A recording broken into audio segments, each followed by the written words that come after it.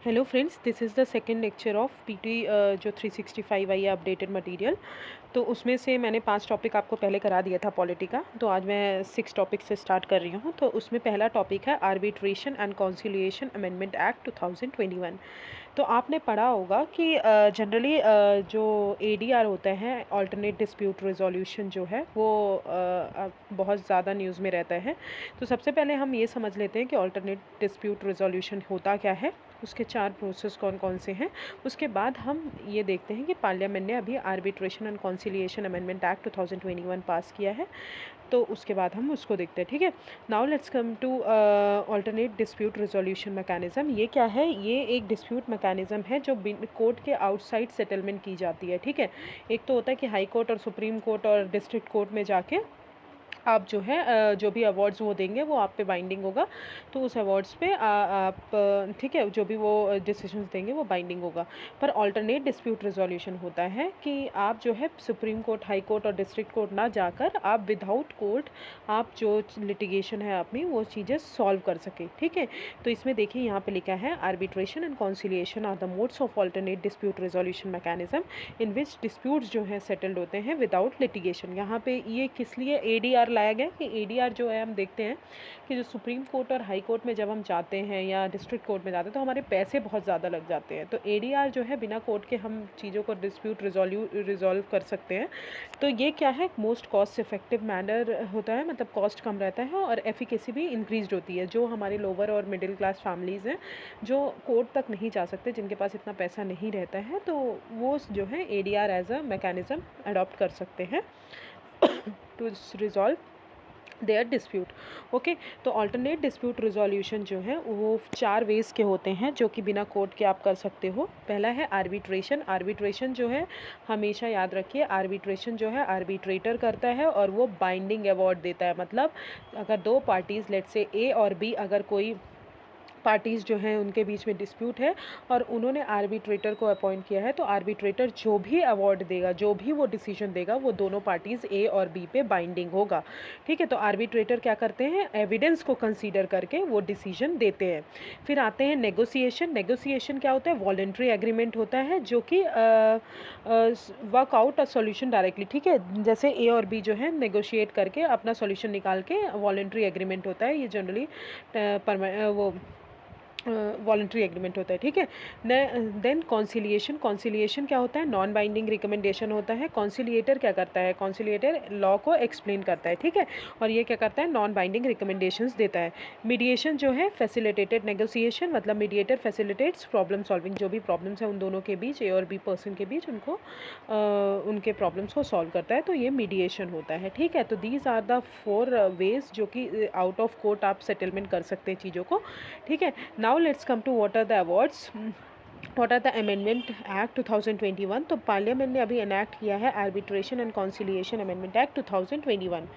तो arbitrator and conciliation act 1996 बना था, जो कि किस लिए बना था कि सारे जो लॉज हैं उनको कंसोलिडेट करना, जैसे कि डोमेस्टिक आर्बिट्रेशन हो गया, इंटरनेशनल कमर्शियल आर्बिट्रेशन हो गया। ठीक है, तो इन सब लॉ को कंसोलिडेट करना। फिर एक्ट जो है अमेंड हुआ 2015 में, जो कि मतलब इसको क्या बनाया कि यूज़र फ्रेंडली बना दिया, कॉस्ट इफेक्टिव बना दिया।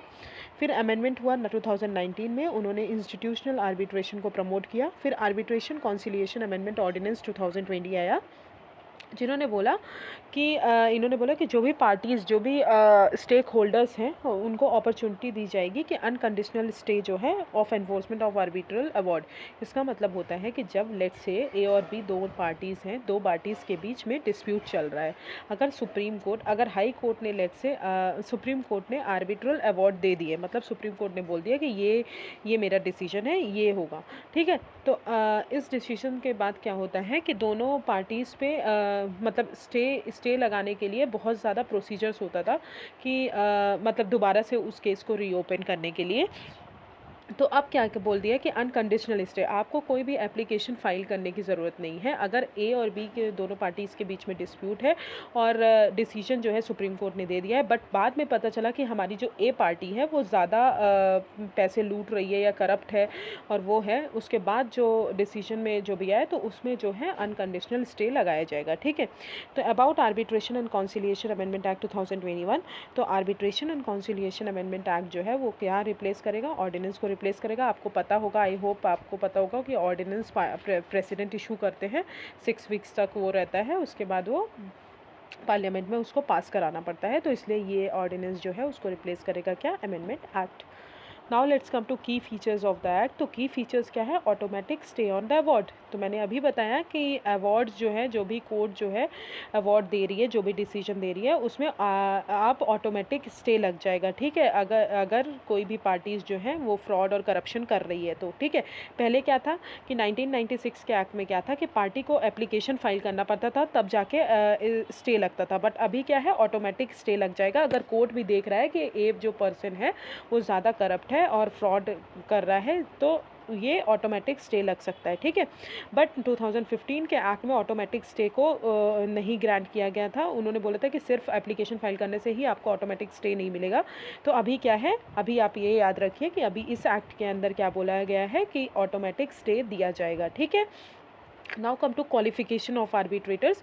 तो अभी पहले क्या था कि 8 शेड्यूल था जिसमें आर्बिट्रेटर्स की क्वालिफिकेशन को मेंशन किया गया था। ठीक है, 1996 में, बट अभी बिल जो है, ये जो बिल है उसने रिमूव कर दिया 8 शेड्यूल को, और इन्होंने बोल दिया कि जो भी regulation arbitration council of India बनाएगी उस रूल्स के अकॉर्डिंग वो आर्बिट्रेटर्स जो हैं वो अपॉइंट होंगे। ठीक है, 1996 के एक्ट में बोला गया था specified certain qualification experience for accreditation norms for arbitrators. तो आप देखते हैं अकॉर्डिंग टू 8 शेड्यूल जो है आर्बिट्रेटर क्या होना चाहिए, एडवोकेट होना चाहिए। एडवोकेट एक्ट 1961 के अंदर 10 ईयर्स ऑफ एक्सपीरियंस होना चाहिए और इंडियन लीगल सर्विस में ऑफिसर होना चाहिए। ठीक है, तो ये था। तो अभी इस एक्ट में क्या किया गया कि 8 शेड्यूल को रिमूव कर दिया गया।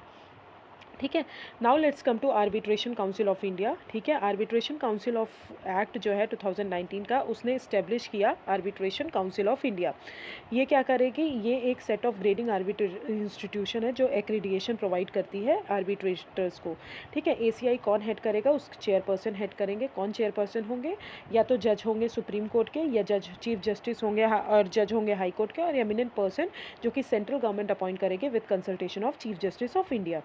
ठीक है, अदर मेंबर्स जो हैं eminent arbitrators, practitioners and academician with experience in arbitration and government appointees. ठीक है, तो अदर पर्सन ये भी हो सकते हैं। ठीक है, sorry. Now let's come to the related news. उसमें नीति आयोग ने अभी लॉन्च किया है ऑनलाइन डिस्प्यूट रिजोल्यूशन हैंडबुक। ठीक है, तो आपको पता होगा, आपको ये सबसे पहले याद करने की ज़रूरत है कि ऑनलाइन डिस्प्यूट रिजोल्यूशन हैंडबुक किसने लॉन्च किया गया है, लॉन्च किया है, तो नीति आयोग ने लॉन्च किया गया है, नीति आयोग ने लॉन्च किया है। तो ऑनलाइन डिस्प्यूट रिजोल्यूशन होता क्या है, ये एक डिस्प्यूट रिजोल्यूशन है जो कि आप बिना कोर्ट के आउटसाइड में कर सकते हो। पर्टिकुलरली स्मॉल और मीडियम वैल्यू केसेस जो होते हैं, डिजिटल टेक्नोलॉजी आईसीटी वगैरह प्रोवाइड किया जाएगा, जिसमें अब नेगोशिएशन, मीडिएशन और आर्बिट्रेशन को कंसीडर किया जाता है। ठीक है, ओडीआर जो है वो नोशन है कि कोर्ट जो है सर्विस है, ना कि प्लेस है। तो डेवलपमेंट जो है इंफॉर्मेशन कम्युनिकेशन टेक्नोलॉजी के कारण ये इंटरनेट का एक्सेस जो है इंक्रीज हो गया है। ठीक है, पेनिट्रेशन इंक्रीज हो गया है, जिसके कारण ओडीआर जो है हमारा ईजी हो गया है। इसमें क्या है, ओडीआर जो है ये की रोल प्ले करेगा in achieving the Indian constitution का जो एक्सेस टू जस्टिस है उसको अचीव करने के लिए हमको हेल्प करेगा। मॉडल्स क्या क्या है ओडीआर के अंदर, ऑप्ट इन मॉडल जो कि वॉलंटरी है, जिसमें मेडिएशन में आपको एंटर होना है या नहीं होना है। ऑप्ट आउट मॉडल क्या होता है कि मैंडेटरी है, आपको पहली बार एक सेशन में तो आपको मीडिएशन में एंटर होना ही पड़ेगा, उसके बाद पार्टीज़ को लिबर्टी है कि वो ऑप्ट आउट कर सकते हैं। ठीक है, now let's come to evolution of ODR in India. तो 2006 में सबसे पहले देखते हैं national internet exchange of India adopt किया गया, जिसमें IN domain name dispute resolution policy जो कि ऑनलाइन डिस्प्यूट रेजोल्यूशन प्रोवाइड की। 2017 में ministry of law and justice ने इशू किया एक स्टेटमेंट, गवर्नमेंट एजेंसीज को बोला कि आप डिस्प्यूट रिजॉल्व करने के लिए एक ऑनलाइन आर्बिट्रेशन बनाइए। ठीक है, 2018 में मिनिस्ट्री ऑफ एमएसएमई लॉन्च समाधान पोर्टल जिसमें जो पेमेंट के डिस्प्यूट्स होते हैं micro small and medium enterprises के, उनको डिले को एड्रेस किया जाए। 2019 में EADR चैलेंज आया जो कि लॉन्च किया गया to identify and support ODR startups. 2020 में गवर्नमेंट ने लॉन्च किया विविध से विश्वास स्कीम, आई होप आपको पता होगा, टैक्स डिस्प्यूट रेजोल्यूशन के लिए है। 2020 में नीति आयोग ने एक कमेटी बनाई जिसको नाम है AK सिकरी कमेटी, जो कि use of ODR in India के बारे में ब्रॉड बेस्ड आइडिया बताती है। 2020 में छत्तीसगढ़ जो है कंडक्टेड फर्स्ट वर्चुअल लोक अदालत। तो छत्तीसगढ़ जो है पहला वर्चुअल लोक अदालत कहाँ पे हुआ? छत्तीसगढ़ में हुआ, और वो conciliation services through video conferencing से वो प्रोवाइड करते हैं। 2020 में डिपार्टमेंटल रिलेटेड स्टैंडिंग कमेटी जो थी on personnel public grievances law and justice, in their report उन्होंने बोला कि आप इंट्रोड्यूस करिए technology in arbitration conciliation process. ठीक है, तो एक चीज़ मैं यहाँ पे भूल गई हूँ, जो ये एक्ट है इसमें जो है मीडिएशन नहीं कवर है, तो आप अच्छे से पढ़ लीजिएगा। Mediation and negotiation are not covered under this act, it is only about arbitration and conciliation. Okay, so now let's come to information technology intermediary guidelines and digital media ethics code rules 2021। तो government ने अभी recently notify किया है information technology guidelines digital media ethics rules 2021। इस rules के अंदर क्या बोला है कि ये रूल्स सेंट्रल गवर्नमेंट ने फ्रेम किया है किस एक्ट के अंदर? IT एक्ट के अंदर 2000 जो है, जहाँ पे and in separation to information technology rules 2011 के को सप्रेस करके ये जो रूल्स है ये IT एक्ट के अंदर फ्रेम किया है सेंट्रल गवर्नमेंट ने। ठीक है, 3 पार्ट्स है रूल्स के, तो सबसे इम्पॉर्टेंट पार्ट्स, ठीक है, सबसे इम्पॉर्टेंट चीज़ है। तो 3 पार्ट्स में जो है, पार्ट 1 है deals with important definition in the rules. Part 2 जो है वो सोशल मीडिया इंटरमीडियरीज से डील करता है, जो कि कौन एडमिनिस्टर करेगा? MEITI, ठीक है, ministry of electronics and information technology. And part 3 जो है वो कोड ऑफ एथिक्स बताता है, सेफगार्ड प्रोवाइड करता है डिजिटल मीडिया और OTT प्लेटफॉर्म्स को, ऑनलाइन कंटेंट क्यूरेटेड प्लेटफॉर्म्स को, जो कि एडमिनिस्टर कौन करेगा? Ministry of information and broadcasting. ठीक है, तो पहला पार्ट है जो डेफिनेशन बताता है, सेकेंड पार्ट है जो सोशल मीडिया इंटरमीडियरीज के बारे में बताता है, जो कि MEITI है, MEITI कवर करती है। एंड पार्ट 3 जो है code of ethics and procedure जो है OTT प्लेटफॉर्म के बारे में बताता है, जो कि ministry of information and broadcasting administer करेगी। ठीक है, नाउ लेट्स कम टू उसी के अंदर जो गाइडलाइंस है। तो सबसे पहले सोशल मीडिया इंटरमीडियरीज से रिलेटेड क्या गाइडलाइंस है, तो उससे पहले हम पढ़ लेते हैं इंपॉर्टेंट डेफिनेशन। तो सबसे पहले इंपॉर्टेंट डेफिनेशन में आता है डिजिटल मीडिया। डिजिटल मीडिया क्या है? डिजिटलाइज कंटेंट है जो कि ट्रांसमिट की जाती है ओवर द इंटरनेट और कंप्यूटर। ठीक है, कौन प्रोसेस करता है? इंटरमीडियरी, और जो भी पब्लिशर होते हैं न्यूज़ करंट अफेयर्स के, वो। ठीक है, न्यूज़ एंड करंट अफेयर्स जो कि जैसे कि एनालिसिस, ठीक है, इवेंट्स जो कि अपने करंटली न्यूज़ में हो रहा है, वो सब चीज़ें, तो ये न्यूज़ एंड करंट अफेयर्स में आता है। फिर सोशल मीडिया इंटरमीडियरीज कौन से होते हैं? जो पर्सन यूज़र्स जो होते हैं, 2 यूज़र्स को कनेक्ट करने वाले जो होते हैं, उनको सोशल मीडिया इंटरमीडियरीज बोलते हैं। फिर सिग्निफिकेंट सोशल मीडिया इंटरमीडियरीज वो होते हैं, वो सोशल मीडिया इंटरमीडियरीज होते हैं जिनका नंबर जो है, थ्रेशोल्ड जो है, वो सेंट्रल गवर्नमेंट ने बताया है और वो थ्रेशोल्ड वो पार कर गए हैं। तो जैसे कि अभी है 50 lakh registered users. Online curated content क्या होता है? Curated catalogue audio visual content जो कि अदर देन न्यूज़ और करंट अफेयर्स होता है। ठीक है, जो कि पब्लिक की डिमांड में वो किया जाता है। Publishers of news and current affairs content means an online paper, news portal, news aggregator, news agency, ये सब जो है इसमें आते हैं। ठीक है, तो these are the some definitions. Now let's come to key provisions. तो इसमें बोला गया है due diligence to be followed by intermediaries. ठीक है, ड्यू डिलिजेंस जो है इंटरमीडियरीज जो है वो फॉलो करेंगे। ठीक है, तो इसमें क्या बोला है? रूल्स जो प्रिस्क्राइब क्या करता है? Due diligence that must be followed by social media intermediaries like retention of users information for a period of 180 days। ठीक है, एंड साइबर सिक्योरिटी। तो ड्यू डिलिजेंस क्या होता है? ड्यू डिलिजेंस का यहाँ मतलब होता है कि रीजनेबल स्टेप्स जो है वो सोशल इंटरमीडियरीज जो हैं वो हमारे फॉलो करेंगे, जो कि पर्सन को अवॉइड करेगा कि वो ऑफेंस ना कमिट करें। अगर ऐसा हो रहा है, ड्यू डिलिजेंस फॉलो करेंगे सोशल मीडिया इंटरमीडियरीज, लाइक जो इन्फॉर्मेशन है वो 180 डेज़ के अंदर रिटेंशन करेंगे। ठीक है, साइबर सिक्योरिटी जो इंसिडेंट्स हैं उनको रिपोर्ट करेंगे, ये सब। अगर ड्यू डिलिजेंस फॉलो नहीं कर रहे हैं इंटरमीडियरीज, तो सेफ हार्बर प्रोविजन जो है वो अप्लाई नहीं होगा उन पे। सेफ हार्बर प्रोविजन जो है वो किस में दिया है? सेक्शन 79 ऑफ IT एक्ट में दिया है कि सोशल मीडिया इंटरमीडियरीज को इम्यूनिटी प्रोवाइड करता है लीगल प्रोसिक्यूशन से। ठीक है, अगर वो नहीं फॉलो कर रहे हैं ड्यू डिलिजेंस, तो उनके ऊपर नहीं अप्लाई होगा। फिर आते हैं ग्रीवांस रिड्रेसल मैकेनिज्म। इंटरमीडियरीज जो है, सोशल मीडिया इंटरमीडियरीज जो हैं वो अपॉइंट करेंगे ग्रीवांस ऑफिसर।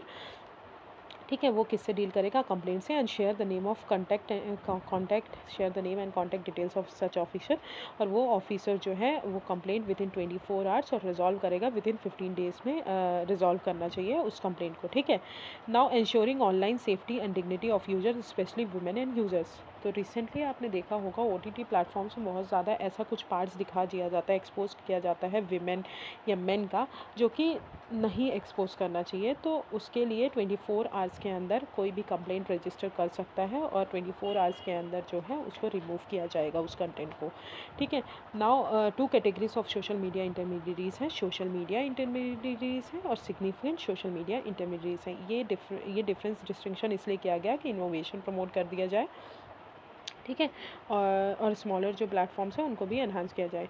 फिर additional due diligence to be followed by SSMI। ठीक है, तो जो हमारे कौन है जो सिग्निफिकेंट सोशल मीडियाज इंटरमीडियरीज हैं वो क्या फॉलो करेंगे?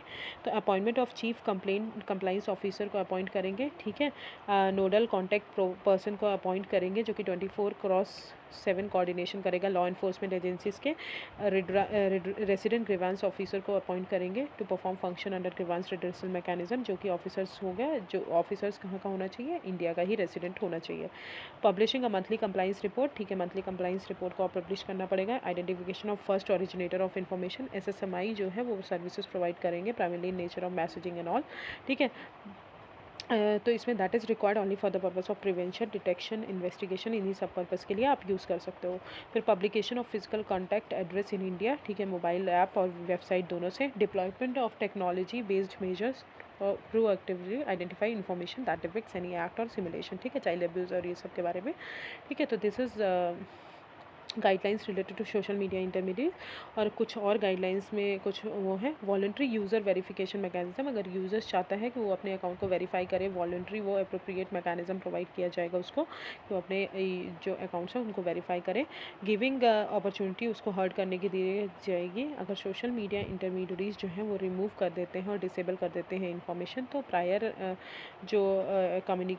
जो इन्फॉर्मेशन है उसको कम्युनिकेट की जाएगी यूज़र से। ठीक है, removal of unlawful information and intermediary जो है अगर कोर्ट ने किसी को ऑर्डर दे दिया है, अप्रोप्रिएट गवर्नमेंट ने या एजेंसीज़ ने, कि आप ये डेटा जो है आप ये इन्फॉर्मेशन पब्लिश नहीं करोगे, विच ठीक है, जो कि मतलब जैसे कि कोर्ट ने ऑर्डर दिया है या गवर्नमेंट ने ऑर्डर दिया कि इस डेटा को आप पब्लिश नहीं कर सकते क्योंकि ये प्रोहिबिटेड है under the sovereignty to protect the sovereignty and integrity of India के लिए। तो पब्लिक डिसऑर्डर को बचाने के लिए, पब्लिक ऑर्डर को बचाने के लिए ये जो है एक्ट जो है उसमें ये जो इन्फॉर्मेशन है उसको पब्लिश नहीं की जाएगी। तो ऑफेंसेस क्या क्या है इसके अंदर? Sovereignty, integrity, security of India, friendly relation with foreign state, public order, incitement to an offence relating to above, rape, sexually explicit material, child sexual abuse, material punishable with an imprisonment not less than 5 years। ठीक है, तो this is guidelines related to social media intermediaries. Now let's come to guidelines related to digital media and OTT platform. तो अभी मैंने बताया कि ये 3 parts में ये जो है ये जो गाइडलाइंस है उसको इशू की गई है। तो इसमें बोला गया है कि रूल्स जो है कोड ऑफ एथिक्स और 3 टायर गवर्नेंस रिड्रेसल मैकेनिज्म बनाया है for new publishers and OTT platforms के लिए। ठीक है, तो कोड ऑफ एथिक्स क्या है? As applicable to OTT platforms. तो OTT प्लेटफॉर्म्स को क्या बोला जाएगा? Publishers of online curated content. ठीक है, इन द रूल्स जो कि सेल्फ क्लासीफाई करेंगे 5 कैटेगरीज कंटेंट को, 5 कैटेगरीज में। कौन कौन से? यूनिवर्सल ऑब्लिक्स A7+, फिर ये 13+, 16+ एंड ए जो कि एडल्ट होगा। बेस्ड ऑन उनके थीम्स क्या है, मैसेजेस क्या है, न्यूडिटी, ड्रग और ये सब क्या है। प्लेटफॉर्म्स जो है वो पेरेंटल लॉक्स जो है कंटेंट को वो भी प्रोवाइड करेगा, क्लासिफाइड एज U/A13+ और हायर। ठीक है, और प्लेटफॉर्म जो है should predominantly display classification rating. आप ठीक है, जो भी रेटिंग्स हैं उनको मिल रही हैं वो डिस्प्ले करेंगे। Measures taken to improve accessibility of online curated content by person with disability। General principles जो हैं OTT शुड जो है वो कोई भी ऐसा कंटेंट नहीं वो करेंगे, ट्रांसमिट करेंगे जो कि प्रोहिबिटेड है लॉ के अंदर। मल्टी रिलीजियस और मल्टी रिलीजन कंटेंट्स जो हैं वो उसको कंसीडर करेंगे, बट उसको उस तरीके से पेश करेंगे कि पब्लिक ऑर्डर जो है बना रहे, और taken into consideration the factors like sovereignty और इंटेग्रिटी, और ये सब देख के चीज़ों को बनाएंगे. As applicable to publishers of news and current affairs on digital media, they will require to observe journalist conduct press council of India press council act 1978 content जो कि प्रोहिबिटेड है लॉ के अंदर, और प्रोग्राम कोड जो है section 5 of the cable television network regulation act 1995. ठीक है, अब देखते हैं 3 लेवल ग्रीवांस रिड्रेसल मैकेनिज्म क्या है. तो सबसे पहले लेवल 1, इसमें क्या है, self regulation by the publishers. ठीक है, पब्लिशर्स जो है वो अपॉइंट करेंगे ग्रीवांस रिड्रेसल ऑफिसर इंडिया में, जो कि डिसीजन लेगा विदिन 15 डेज. ठीक है, विदिन 15 डेज. लेवल 2 जो है self regulation by self regulating bodies of the publishers. ये कहाँ है, देयर में बी 1 और मोर सेल्फ रेगुलेटरी बॉडीज़ होंगी पब्लिशर्स की. सच बॉडी जो है वो कौन हेड करेगा, रिटायर्ड जज of supreme court, high court का जज, और इमिनेंट पर्सन जो होगा and have not more than 6 members से ज़्यादा नहीं होने चाहिए. आईबी मिनिस्ट्री के साथ रजिस्टर्ड होंगे. ओवर जो भी कोड ऑफ एथिक्स है उसको देखेंगे. ठीक है, लेवल 3 क्या है, ओवरसाइट मैकेनिज्म है जो कि आईबी मिनिस्ट्री फॉर्मुलेट करेगी. इट शेल जो कि चार्टर पब्लिश करेगी सेल्फ रेगुलेटिंग बॉडीज़ के लिए. ठीक है, ऑर्डर्स और डायरेक्शन इशू करेंगे, और इंटर डिपार्टमेंटल कमिटी इस्टेब्लिश करेगी फॉर हियरिंग ग्रीवेंसेस. ठीक है, तो 3 टायर ग्रीवांस रिड्रेसल. तो पहला है पब्लिशर्स के लिए. ठीक है, ग्रीवांस रिड्रेसल बाय पब्लिशर. फिर self regulating bodies, self regulation कैसे होगी, मिनिस्ट्री ऑफ फिर आते हैं थर्ड लेवल और सेंट्रल गवर्नमेंट ओवरसाइट जो कि मिनिस्ट्री ऑफ आईबी के अंदर है. ठीक है, अदर रेगुलेशंस क्या क्या हैं, इंफॉर्मेशन को ब्लॉक कर दिया जाएगा in case of emergency under section 69A of act. ठीक है, फर्निशिंग सच इन्फॉर्मेशन. पब्लिशर्स जो हैं न्यूज़ और करंट अफेयर्स कंटेंट के, और पब्लिशर जो हैं ऑनलाइन क्यूरेटेड कंटेंट के, वो जो हैं इन्फॉर्म करेंगे मिनिस्ट्री को सारी डिटेल्स के बारे में, और पीरियोडिक कंप्लाइंस रिपोर्ट हर मंथ पब्लिश की जाएगी जो कि उन डिटेल्स को देखेगी. ठीक है, तो this is called guidelines related to social media's intermediaries and related to digital media and OTT platform. Now let's come to unlawful activities prevention act. Very important act, हमेशा पूछा जाता है, हमेशा ही न्यूज़ में रहता है, तो इसलिए वो बहुत ज़्यादा ज़रूरी है. तो आपको इस पर थोड़ा ध्यान दीजिएगा. Just put star mark in this. तो रिसेंटली क्या है, मिनिस्ट्री ऑफ होम अफेयर्स ने बोला है कि 72% जो है केसेस राइज हुए हैं under the unlawful prevention activities act. ठीक है, तो इसके अंदर अदर एंटी टेरर लॉस क्या क्या होते हैं, तो हम देख लेते हैं. प्रिवेंशन ऑफ टेररिज्म एक्ट 2002 जो कि रिपील हो गया 2004 में. Terrorist and disruptive activities act, Maharashtra control organisation crime act, and Gujarat control of terrorism and organised crime act 2019. ठीक है, तो अब देखते हैं अनलॉफुल एक्टिविटीज़ प्रिवेंशन एक्ट है क्या. 1967 जो है ये क्या प्रोवाइड करता है कि जो भी एक्टिविटीज़ इंडिविजुअल्स या कोई भी एसोसिएशन अनलॉफुल कर रहे हैं, अनलॉफुल एक्टिविटीज़ मतलब लॉ के खिलाफ कर रहे हैं, और जो कि टेररिस्ट एक्ट और टेररिस्ट एक्टिविटीज़ से रिलेटेड है, उन सब चीज़ों को, इन सब मैटर्स को ये अपने इंक्लूड करता है. ठीक है, एक्ट जो है, आप सबसे पहली चीज़ इंपॉर्टेंट पॉइंट हो गया, एक्ट जो है वो क्या डिफाइन करता है, अनलॉफुल एक्टिविटीज़ होती क्या है. तो unlawful activities under the act कैसे डिफाइन किया है कि कोई भी इंडिविजुअल और क्या कोई भी एसोसिएशन कोई भी ऐसा एक्शन लेते हैं जो कि हमारी टेरिटरी जो है इंडिया की वो किसी और कंट्री में चली जाती है, और सोवेनिटी को क्वेश्चन करती है, और इंटेग्रिटी जो है इंडिया की उसको डिस्टर्ब करती है, तो ये जो है अनलॉफुल एक्टिविटीज़ में काउंट होते हैं. तो under the act central government जो है, आप अच्छे से पढ़ लीजिए कौन डिक्लेयर करता है इंडिविजुअल और ऑर्गेनाइजेशन को एज अ टेररिस्ट और टेररिस्ट ऑर्गेनाइजेशन, तो सेंट्रल गवर्नमेंट डिक्लेयर करती है. ठीक है, इफ़ अगर वो किसी टेररिज्म में पार्टिसिपेट कर रहे हो, प्रिपेयर कर रहे हो टेररिज्म के लिए, प्रमोट कर रहे हो टेररिज्म के लिए, और अदरवाइज़ वो इनडायरेक्टली भी इन्वॉल्व हो टेररिस्ट के साथ, तो उन पर्सन्स और उन ऑर्गेनाइजेशन को सेंट्रल गवर्नमेंट जो है एज ए टेररिस्ट और टेररिस्ट ऑर्गेनाइजेशन डिक्लेयर करती है. ये जो है पावर देती है सेंट्रल गवर्नमेंट को कि वो सारे बैन जो हैं, सारे चीज़ें जो हैं उनमें बैन लगा सके उन एसोसिएशंस पे, और उनको अनलॉफुल डिक्लेयर कर सके. ठीक है, बट वो ये भी प्रोवाइड करता है ये एक्ट कि इसके ट्राइब्यूनल में इसमें रिव्यू भी किया जा सकता है अगेंस्ट द बैन. ठीक है, बोथ इंडियन नेशनल्स और फॉरेन नेशनल्स दोनों भी चार्ज होते हैं इस एक्ट के अंदर, तो आप ये भी बहुत इंपॉर्टेंट पॉइंट है. तो इंडियन नेशनल्स और फॉरेन नेशनल्स दोनों चार्ज होते हैं. Also act holds offenders accountable बनाती है and in same manner even if crime is committed on foreign land outside India, अगर भले क्राइम जो है इंडिया के बाहर कमिट किया गया हो बट उसमें भी इंक्लूड किया जाएगा। अंडर द एक्ट केसेस जो है इन्वेस्टिगेट कौन करेगा? स्टेट पुलिस और नेशनल इन्वेस्टिगेशन अथॉरिटी। अमेंडमेंट्स जो हैं अब देख लेते हैं यूएपीए के अंदर। तो अमेंडमेंट्स इन 2004 में क्या हुआ? ये क्या किया? इनडायरेक्टली जो भी क्रिमिनलाइज कर दिया जो भी टेररिस्ट ऑर्गेनाइजेशन को सपोर्ट कर रहे हैं। 2008 में क्या अमेंडमेंट किया कि प्रोविजन जो था फंड वाला प्रोविजन उसको वाइडर कर दिया कि वो फाइनेंसिंग टेररिस्ट ऑफेंसेस को भी कंसिडर किया जाएगा। 2012 में उन्होंने टेररिस्ट एक्ट की डेफिनेशन को बड़ा कर दिया, एक्सपांड कर दिया, तो इंक्लूड ऑफेंसेस जो कि कंट्री की इकोनॉमिक सिक्योरिटी को थ्रेटन करेंगे वो भी इंक्लूड हो जाएंगे। अमेंडमेंट इन 2019, तो गवर्नमेंट ने एम्पावर किया कि इंडिविजुअल्स, 2019 अमेंडमेंट में गवर्नमेंट ने बोला कि इंडिविजुअल्स को भी डिक्लेयर किया जा सकता है एज अ टेररिस्ट। पहले क्या था? सिर्फ ऑर्गेनाइजेशन को डिक्लेयर किया जाता था, बट अब इंडिविजुअल्स को भी डिक्लेयर किया जाएगा। इफ़ इन्वेस्टिगेशन जो है अगर कंडक्ट कर रहा है कोई ऑफिसर, नेशनल इन्वेस्टिगेशन ऑफिसर, तो उसमें डायरेक्टर जनरल ऑफ एनआईए का डिसीजन जो है अप्रूवल बहुत ज़रूरी है किसी भी प्रॉपर्टी को सीज करने के लिए जो कि टेररिस्ट के साथ कनेक्टेड है। अर्लियर क्या था? डायरेक्टर जनरल ऑफ पुलिस का था, अब डायरेक्टर जनरल ऑफ एनआईए का है। Empowered officers of NIA or rank of inspectors to investigate the cases. Added International Convention for Separation of Act and Nuclear Terrorism 2005 to schedule under the Act. ठीक है, तो these are the some provisions regarding the UAPA Act. And what are the amendments. तो आप 2-4 चीज़ें बहुत important है, तो वो इंडिविजुअल्स और ऑर्गेनाइजेशन दोनों को लेता है, इंक्लूड करता है, और इंडियन नेशनल्स और फॉरेन नेशनल्स दोनों भी।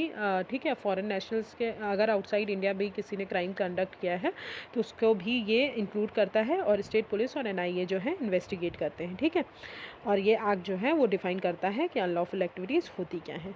नाउ लेट्स कम, और एक और पॉइंट, सेंट्रल गवर्नमेंट जो है वो किसी भी ऑर्गेनाइजेशन, किसी भी एसोसिएशन, किसी भी इंडिविजुअल्स को डिक्लेयर करेंगे एज एन अनलॉफुल। ठीक है, now come to public intent data. ठीक है, तो अभी सबसे पहला इंपॉर्टेंट पॉइंट हो जाता है कि वर्ल्ड डेवलपमेंट रिपोर्ट कौन रिलीज़ करता है? तो वर्ल्ड बैंक रिलीज़ करती है। ठीक है, वर्ल्ड डेवलपमेंट रिपोर्ट कौन रिलीज़ करता है? वर्ल्ड बैंक रिलीज़ करती है। उन्होंने एक हाईलाइट किया है concept of public intent data. ठीक, तो वर्ल्ड बैंक जो है सबसे पहले समझ लेते हैं पब्लिक इंटेंट डेटा क्या होता है। पब्लिक इंटेंट डेटा वो होता है कि वो डेटा जो कि कलेक्ट किया जाता है फॉर द इंटेंट पब्लिक को सर्व करने के लिए, पब्लिक गुड।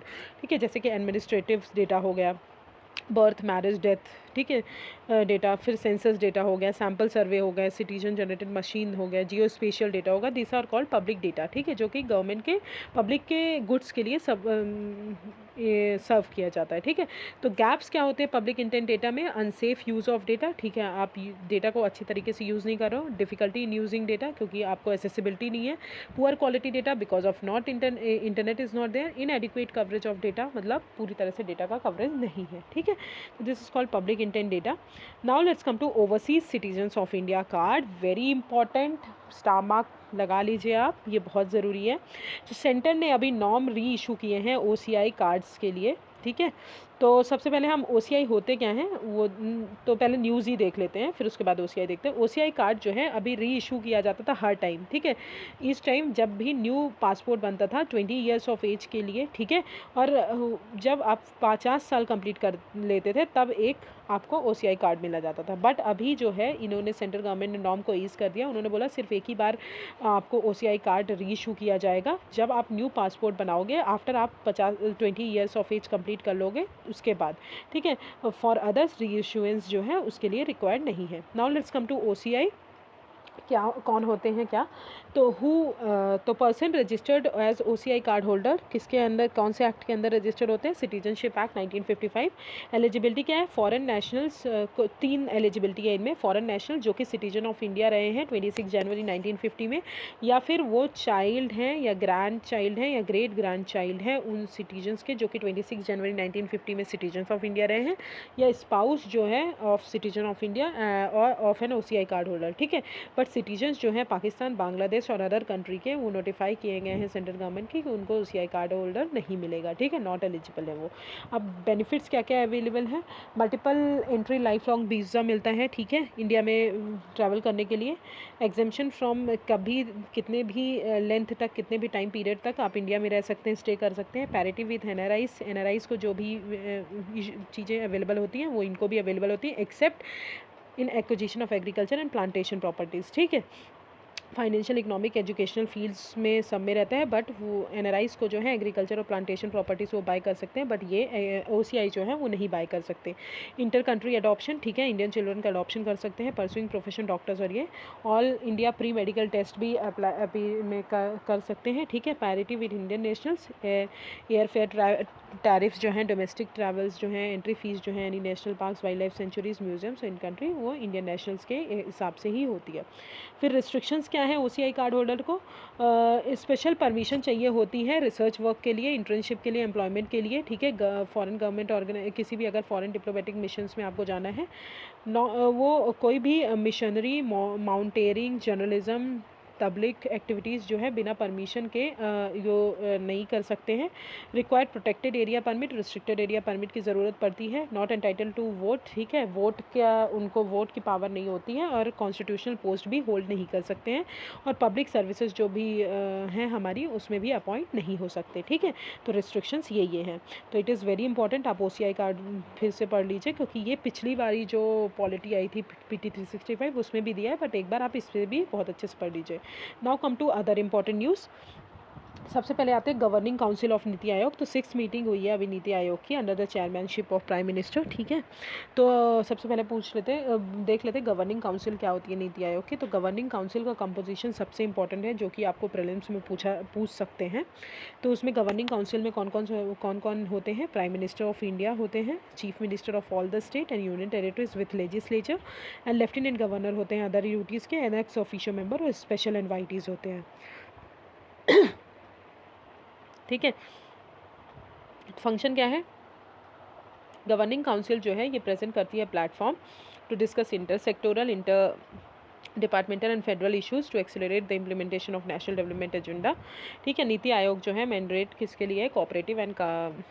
कोऑपरेटिव फेडरलिज्म के लिए, ठीक है, ऑन कॉम्पिटिटिव फेडरलिज्म के लिए, और सबका साथ सबका विकास एंड सबका विश्वास स्कीम्स उस पर लाई करती है। तो ये जो है गवर्निंग काउंसिल है नीति आयोग की।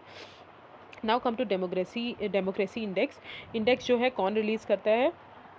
तो इकोनॉमिक इंटेलिजेंस यूनिट रिलीज़ करती है, ठीक है। तो डेमोक्रेसी इंडेक्स कौन रिलीज़ करता है? इकोनॉमिक इंटेलिजेंस यूनिट रिलीज़ करती है।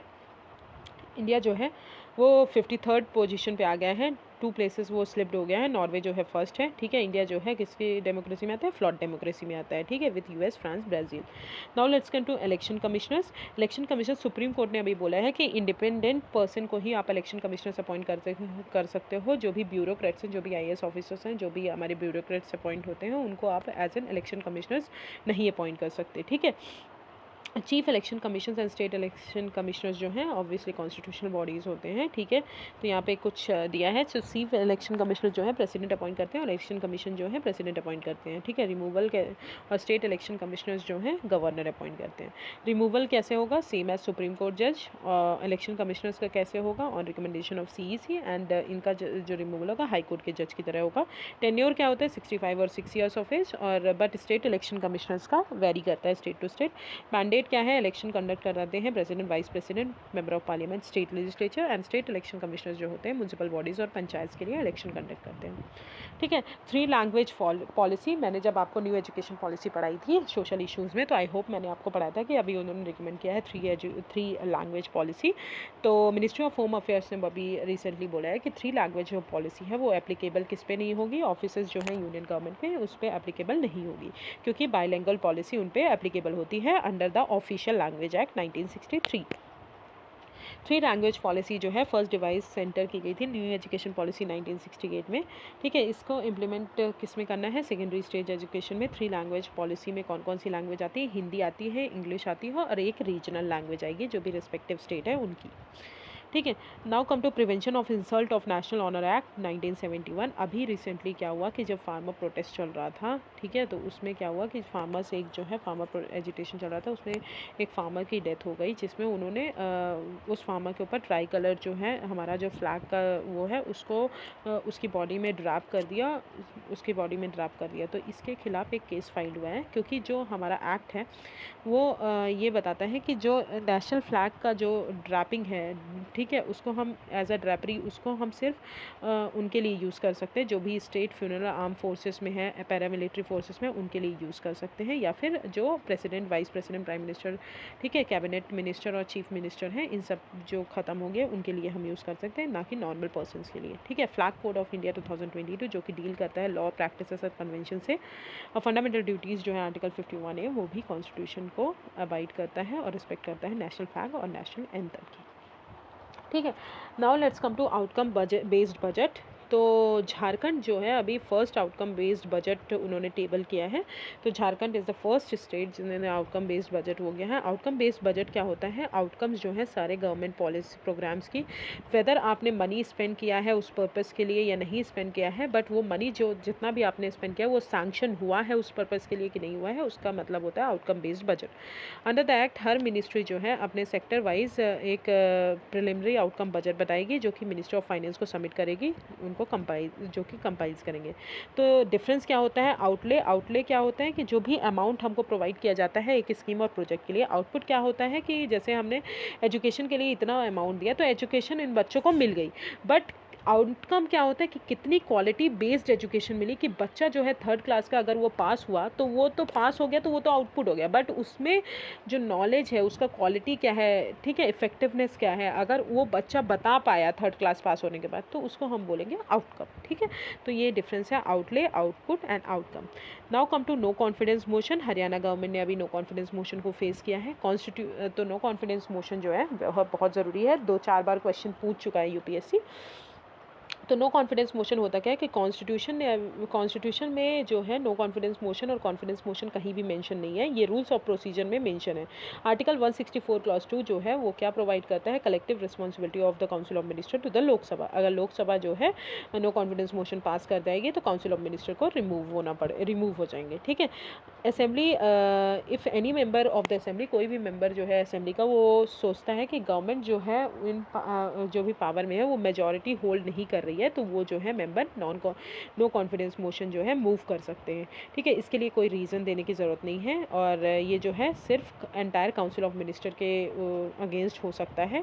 ठीक है, ये वेरिएशन होता है डिफरेंट स्टेट में कितनी स्ट्रेंथ चाहिए, बट लोकसभा के लिए 50 मेंबर्स की स्ट्रेंथ चाहिए, और स्पीकर जैसे ही एडमिट कर देता है तो पार्टी जो भी पावर में है उसको मेजॉरिटी प्रूव करनी पड़ती है। अगर नो कॉन्फिडेंस मोशन पास हो गया तो काउंसिल ऑफ मिनिस्टर को रिज़ाइन करना पड़ता है from the office. Now let's come to electoral bond.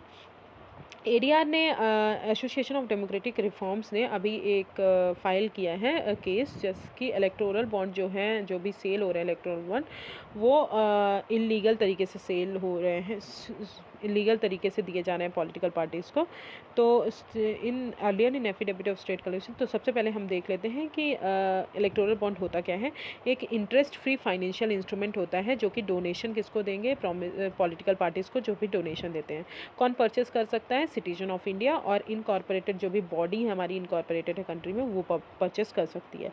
Bond के डिनोमिनेशन किस में होंगे? 1000, 10,000 और ऐसे होंगे, जो कि एसबीआई के इंपॉर्टेंट सेलेक्टेड ब्रांच से ही होने चाहिए। When may such bond be brought available for purpose, 10 days के लिए अवेलेबल होते हैं, जनवरी, अप्रैल, जुलाई एंड अक्टूबर। लाइफ स्पैन क्या होता है? 15 डेज में रिडीमेबल हो सकते हैं।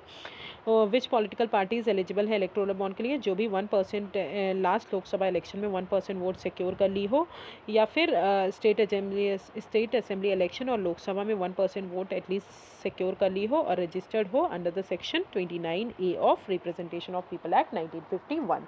ठीक है, तो this is called electoral bond. Now let's come to कुछ मैगजीन जो थी PT 365, उनमें कुछ करेक्शन है जो कि इन्होंने यहाँ पे दिया है, तो आप इसको देख लीजिए। जैसे कि बेसिक स्ट्रक्चर जो है, शंकरी प्रसाद केस जो है उन्होंने लिखा है उसमें 1961, बट वो 1951 का केस था, तो करेक्ट कर लीजिएगा ये अपने PT 365 में जाके बहुत अच्छे तरीके से। ठीक है, शंकरी प्रसाद केस कब का है? 1951 का है।